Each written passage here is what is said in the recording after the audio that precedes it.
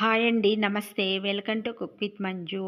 ఇవాళ మనము కరకరలాడే crispy cabbage masala vada prepare చేసుకుందాము. ఈవినింగ్ టైంలో టీ తాగుతూ తీసుకోవడానికి సూపర్‌గా ఉంటుందండి.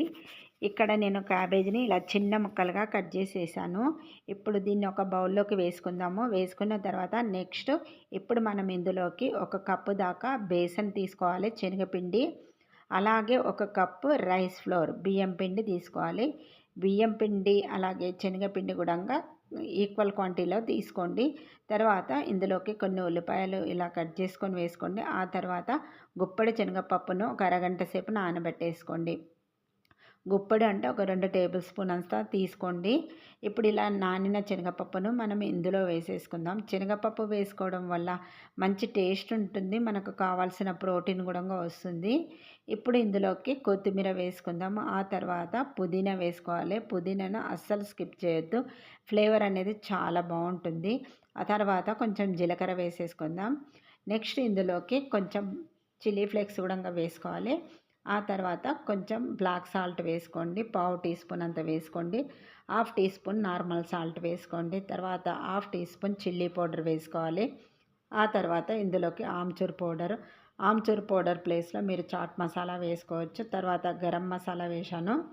చిన్న రోల్ ఒకటి తీసుకొని ఇందులోకి పచ్చిమిరపకాయలు అలాగే కొంచెం సోంపు, ధనియాలు, పచ్చి ధనియాలు, ఇది వేపిన ధనియాలు కాదు. ఆ తర్వాత ఒక హాఫ్ ఇంచ్ అల్లంను పీల్ తీసేసుకొని వేసుకోండి. ఇవన్నీ వేసుకోవడం వల్ల రుచి అనేది చాలా బాగుంటుంది. అయితే వీటిని బాగా మెత్తగా అయితే మీరు నూరొద్దనమాట. కొంచెం కచాపకగానే నూరుకోవాలి, అప్పుడే రుచి ఉంటుంది. ఇప్పుడు ఈ చిల్లీ పేస్ట్ని మనం ఇలా ప్రిపేర్ చేసుకున్నాం కదా, దీని అంతను కూడా తీసుకొని క్యాబేజీలో వేసేసుకుందాము. ఇలా వేసుకున్న తర్వాత ఇందులోకి ముందైతే వాటర్ అస్సలు వేయొద్దనమాట. ఈ మసాలాలన్నీ కూడా క్యాబేజీకి పట్టేటట్టు కొంచెం గట్టిగా బాగా కలుపుకోవాలన్నమాట. ఇలా మంచిగా కలుపుకున్న తర్వాత వాటర్ని లైట్ ఇలా స్ప్రింకిల్ చేసుకోవాలి అంతే.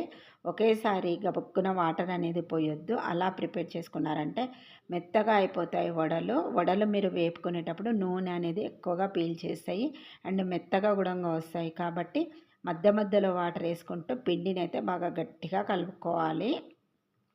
ఇక్కడ చూపిస్తాను చూడండి. పిండి అనేది మీరు ఇలా ప్రిపేర్ చేసుకోండి. ఇలా కలుపుకున్న తర్వాత దీనిపైనుంచి 1 టీ స్పూన్ అంత ఆయిల్ వేసుకోండి. ఎక్కువగా అక్కర్లేదనమాట. ఇలా 1 టీ స్పూన్ ఆయిల్ వేసుకొని కలుపుకోవడం వల్ల మనము వడలు ప్రిపేర్ చేసుకునేటప్పుడు చేతికి అంటుకోకుండా వస్తాయి. ఇలా మంచిగా ఒత్తుకోవాలన్నమాట ఈ వడపిండి అనేది. ఇలా మంచిగా ప్రిపేర్ చేసి పెట్టేసుకున్న తర్వాత ఈ వడలను మనము కవర్ పైన చేసుకున్నామంటే పల్చగా వస్తాయి. ఒక ప్లాస్టిక్ కవర్ తీసుకొని దానిపైన ప్రిపేర్ చేసుకోండి. ఇప్పుడు మనము కావాల్సినంత పిండిని ఇలా తీసుకుందాం చేతిలోకి. తీసుకున్న తర్వాత ఇప్పుడు మనము కవర్ పైన ప్రిపేర్ చేసుకుంటున్నాం కదా, కొంచెం పెద్ద సైజులోనే చేసుకుంటే బాగుంటుంది.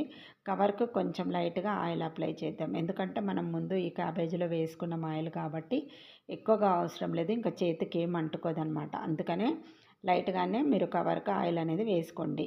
ఇక్కడ చూసారు కదా, ఇలా పల్చగా ఒత్తుకోవాలి. ఇలా ప్రిపేర్ చేసుకొని వీటిని అన్నిటిని రెడీగా ఒక కవర్ పైన వేసుకొని పెట్టేసుకోండి. ఇప్పుడు ఇలాగే మనం ఇంకొకటి కూడా ప్రిపేర్ చేసుకుందాం. ఇలా ఆయిల్ వేసుకోవాలి. ఆయిల్ని ఇలా స్ప్రెడ్ చేసుకున్న తర్వాత మనం వడ అనేది ప్రిపేర్ చేసుకోవాలి. పలచగా చేసుకుంటున్నాము, కొంచెం పెద్ద సైజులో చేసుకుంటున్నాం కాబట్టి ఇలా మంచిగా ఒత్తుకొని చేసుకోండి. క్రిస్పీగా వస్తాయండి. చూసారు కదా, అన్నీ ఇలా ప్రిపేర్ చేసుకున్న తర్వాత ఆయిల్ హీట్ చేసుకోండి. ఆయిల్ అనేది ఎక్కువ హీట్లో ఉండొద్దన్నమాట, మీడియం హీట్లోనే ఉండాలి ఆయిల్. ఆ తర్వాత వీటిని వేసుకోండి. వేసేసుకున్న తర్వాత మీరు వెంటనే కదిలించకండి. ఒక 2 నిమిషాలు అలా వదిలేసేయండి. ఇవి వేగడానికైతే కొంచెం టైం అనేది పడుతుందన్నమాట. క్రిస్పీగా రావాలి కదా, అందుకని కొంచెం టైం తీసుకొని వేపుకోవాలి. ఒక సైడ్ మంచిగా ఇలా వేగిన తర్వాత ఇంకొక సైడ్ తిప్పుకోండి. ఇలా ఇటువైపు కూడా తిప్పుకున్న తర్వాత మంచిగా గోల్డెన్ బ్రౌన్ కలర్ వచ్చి క్రిస్పీగా అయ్యేంత వరకు వేపుకోవాలి. చాలా చాలా బాగుంటాయి అన్నమాట ఈ వడలు అయితేనంటే. ఇప్పుడు ఇవి ప్రిపేర్ అయినాయి కదా, వీటిని తీసి మనం ఒక టిష్యూ పేపర్లోకి వేసుకుందాం. కొంచెంసేపు ఇలా ఒడిచి పట్టుకున్నామంటే ఎక్సెస్ ఆయిల్ అంతా కూడా మనకు ఈ కడాయిలోకి వచ్చేస్తుంది అనమాట. అందుకని 1 నిమిషం ఇలా పెట్టి మీరు తీసేసేయండి. ఇప్పుడు టిష్యూ పేపర్లోకి వేసుకుందాం. ఇక్కడ చూసారు కదా, టిష్యూ పేపర్ కూడా ఆయిల్ ఎక్కువగా పట్టలేదు. ఆయిల్ ఎక్కువగా పీల్చవండి ఇలా చేసుకోవడం వల్ల. చాలా పల్చగా వచ్చాయి చూడండి. చాలా క్రిస్పీగా కూడా ఉంటాయన్నమాట. ఇంకా మనం కొన్ని ప్రిపేర్ చేసుకుందాము. ఇట్లా ప్రిపేర్ చేసుకోవాలి. ఆయిల్‌లో వేసేసుకొని మంచిగా రెండు వైపులా గూడంగా క్రిస్పీగా అయ్యేంత వరకు వేపుకోవాలి. చాలా చాలా కరకరలాడుతూ వస్తాయి.